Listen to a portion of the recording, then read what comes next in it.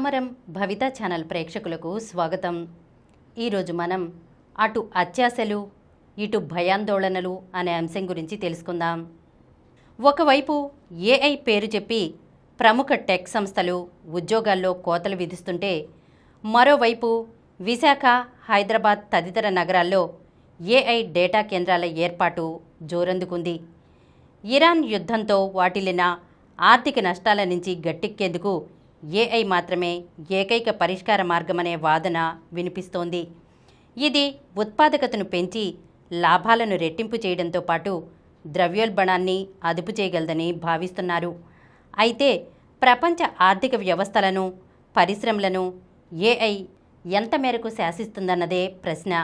ప్రస్తుతం కృత్రిమ మేధ తెచ్చే ప్రయోజనాలు, అనర్థాల గురించి మితిమీరిన ప్రచారం జరుగుతోంది. ఏఐ భవిష్యత్తు గురించి తాము నిపుణులమని చెప్పుకునే వారికి సైతం స్పష్టత లేదు. కేవలం ఊహాగానాల ఆధారంగా ఆర్థిక వ్యవస్థలు, పరిశ్రమల భవిష్యత్తును అంచనా వేయడం అవివేకమే అవుతుంది. ఏఐ వల్ల అతి త్వరలోనే పెనుమార్పులు సంభవిస్తాయంటూ అంచనాలు వెలువడుతున్నాయి. కానీ వాటిలో చాలా మటుకు భయపెట్టేవే. ప్రస్తుత లేఆఫ్లకు ఏఐ వినియోగమే ముఖ్య కారణమని వ్యాపార వర్గాలు అంటున్నాయి. కృత్రిమ మేధను సమర్థంగా వాడుకునే వ్యూహంతోనే ఫిన్టెక్ దిగ్గజం బ్లాక్ ఈ ఏడాదిలో సగం మంది సిబ్బందిని ఇంటికి పంపిందని సమాచారం. ఏఐ కారణంగా భారతీయ ఐటీ ఉద్యోగుల ప్రాధాన్యం తగ్గిపోతుందని, పర్యవసానంగా విదేశీ టెక్ కంపెనీలు భారత అవుట్సోర్సింగ్ రంగానికి స్వస్తి పలికే ప్రమాదముందని పలువురు హెచ్చరిస్తున్నారు. వీటికి అంతగా ఆందోళన చెందాల్సిన అవసరమేమీ లేదు. ముప్పు ముంచుకొస్తోందని భయపడేవారు ఒక ముఖ్యమైన విషయాన్ని ఇక్కడ గమనించాలి.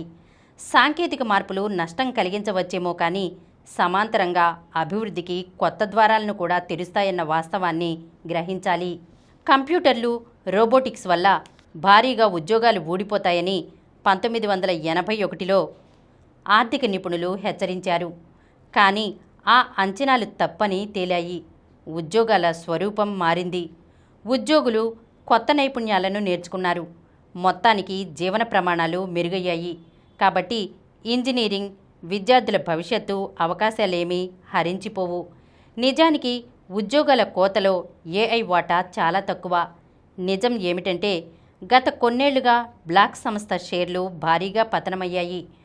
కోవిడ్-19 తర్వాత ఆ సంస్థతో పాటు మరికొన్ని కంపెనీలు అవసరానికి మించి సిబ్బందిని తీసుకున్నాయి.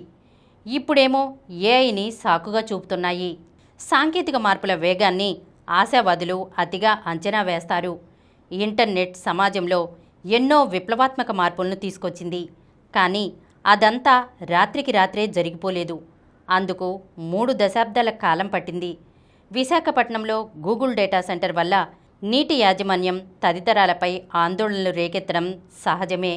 నిజానికి ప్రాంతీయ నిరసనలు, చిప్ల కొరత, వనరుల లభ్యత తక్కువగా ఉండటం వంటివి ఇలాంటి ఏఐ సదుపాయాల విస్తరణ వేగానికి బ్రేకులు వేస్తున్నాయి.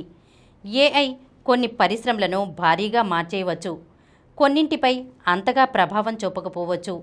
అంతెందుకు, ఇదేమైనా మన సంప్రదాయ పిండి వంటల రుచిని పెంచగలదా? అతుకులు వేసే టేపు నాణ్యతను మార్చగలదా? లేదంటే ఇంటిని కట్టగలదా? బహుశా ఆహార పదార్థాలను, సరుకులను రవాణా చేయడానికి, నిల్వ ఉంచడానికి సంబంధించిన లాజిస్టిక్స్ రంగాన్ని క్రమబద్ధీకరించగలదేమో. సరికొత్త టెక్నాలజీలు వచ్చినంత మాత్రాన పాత రంగాలు పూర్తిగా అదృశ్యమైపోవు. స్మార్ట్ ఫోన్ ఆధారిత ఫుడ్ డెలివరీ సేవలైన స్విగ్గీ, జొమాటోలు మార్కెట్లోకి చొచ్చుకుపోయినా కిరాణా దుకాణాలు, హోటళ్లు పెరుగుతూనే ఉన్నాయి. ఒకప్పుడు పెద్ద పెద్ద సూపర్ మార్కెట్లు రిటైల్ రంగాన్ని మార్చేశాయి. ఆ తర్వాత ఆన్లైన్ షాపింగ్ రంగప్రవేశం చేసి మరో మార్పు తెచ్చింది. కాలక్రమంలో ఏఐ ఇలాంటి మార్పులనే తీసుకురావచ్చు. భవిష్యత్తులో ఏఐ యువ న్యాయవాదులకు శ్రమతో కూడిన పనులను తగ్గించి అంతకంటే విలువైన, వినూత్నమైన బాధ్యతలను చేపట్టేలా దోహదపడుతుంది. పెరుగుతున్న వృద్ధుల జనాభాకు ఏఐ అందించే వైద్య సేవలు ఎంతో అక్కరకు వస్తాయి. ఉదాహరణకు హైదరాబాద్కు చెందిన స్టార్టప్ అన్వయ రూపొందించిన యాప్లు వృద్ధుల ఆరోగ్య స్థితిగతులను, ప్రమాదాలను తక్షణమే పసిగడుతున్నాయి. ఇది ఉద్యోగ బాధ్యతలు, వృద్ధుల సంరక్షణ నడుమ సతమతమయ్యే కుటుంబాలకు పెద్ద ఊరట కలిగిస్తోంది. మున్ముందు డ్రైవర్ లేని ట్రక్కుల రాకతో ప్రపంచవ్యాప్తంగా డ్రైవర్ల కొరత తీరవచ్చు. అలాగే సెల్ఫ్ డ్రైవింగ్ కార్లు భవిష్యత్తులో దివ్యాంగులకు స్వతంత్రంగా జీవించే నమ్మకాన్ని ఇస్తాయి. తెలుగు రాష్ట్రాల్లో వేగంగా విస్తరిస్తున్న ఆర్థిక సేవల రంగాలకు ఏఐ ఎంతగానో తోడ్పడుతుంది. అలాగని ఇది అందరి ఉద్యోగులను ఊడ్చేస్తుందనుకోవడం పొరపాటే. తక్కువ మంది సిబ్బందితో ఖర్చును ఆదా చేసుకోవడం ద్వారా ఏ గొప్ప కంపెనీ కూడా ప్రపంచాన్ని మార్చలేదు. సవాళ్లకు సరికొత్త పరిష్కారాలను అన్వేషించడమే గొప్ప కంపెనీల లక్ష్యం. ఉద్యోగులను తగ్గించడం ఏఐ బలం కాదు, వారి సామర్థ్యాన్ని మరింత పెంచడమే దాని అసలైన శక్తి. ఇది ఇప్పటికే ఫ్యాక్టరీలు, కాల్ సెంటర్లలో మానవ ఉత్పాదకతను ఎంతగానో పెంచుతోంది. ప్రస్తుతానికి ఏఐపై వ్యక్తమవుతున్న భయాలు, పెట్టుకుంటున్న ఆశలు రెండూ అతిశయోక్తులే. కాలక్రమేణా పెను మార్పులు సంభవిస్తాయన్నది నిజమే. అయినా దానికి కొంత సమయం పడుతుంది. అందుకే వాస్తవాలను గ్రహించి సమతుల్యంగా వ్యవహరించడమే ఉత్తమం. ఈరోజు మనం అటు అత్యాశలు, ఇటు భయాందోళనలు అనే అంశం గురించి తెలుసుకున్నాం కదా. మరొక అంశంతో మళ్ళీ కలుద్దాం. ఈ కార్యక్రమం మీకు ఎంతో నచ్చింది కదా. ఇటువంటి మరిన్ని వీడియోల కోసం అనతి కాలంలోనే 21 కోట్ల వ్యూస్ సాధించిన సమరం ఛానల్ సమర్పించు సమరం భవిత ఛానల్కు సబ్స్క్రైబ్ చేయండి, లైక్ చేయండి, మీ ఫ్రెండ్స్కి షేర్ చేయండి. అలాగే ప్రక్కనున్న గంట సింబల్ని ప్రెస్ చేయడం మర్చిపోకండి.